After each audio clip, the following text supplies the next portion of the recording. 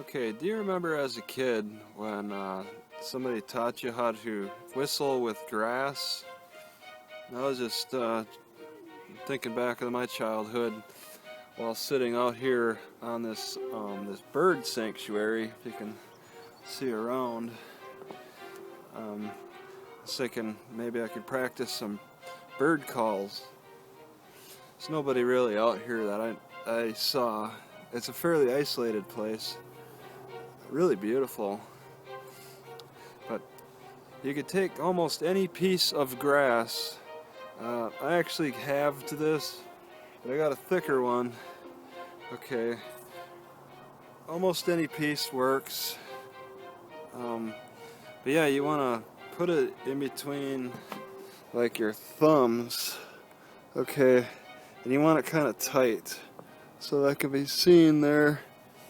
We'll just have it as that little, it's like maybe like a woodwind, like what a woodwind instrument would be like, and it'd be that reed, and it doesn't always work. I mean, I try to tighten it.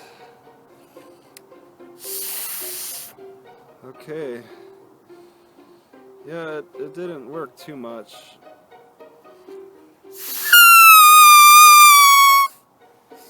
And that'll get the birds wondering what's going on over here. So this is a more narrow one. You could practice making music.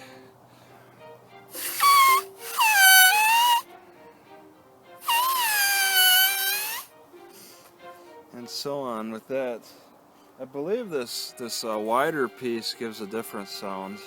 I think it was a higher pitch sound. So see.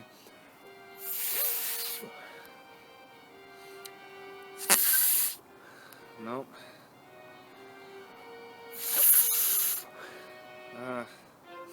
You need some good wind. Smokers may have more difficulty with this. Yeah, it's a lot to work with this piece. And since it's more narrow towards the top, I can make adjustments towards the top.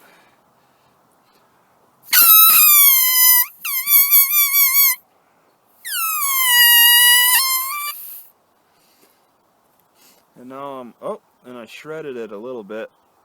If you can see that, all that vibrating really makes it shred. So you want to constantly replace it if you want to make a harmonic symphony of it. You'll need a nice pile of grass. So yeah, that's always fun to play with. I don't really have anything else except for maybe stay tuned for the eggcorn musical instrument.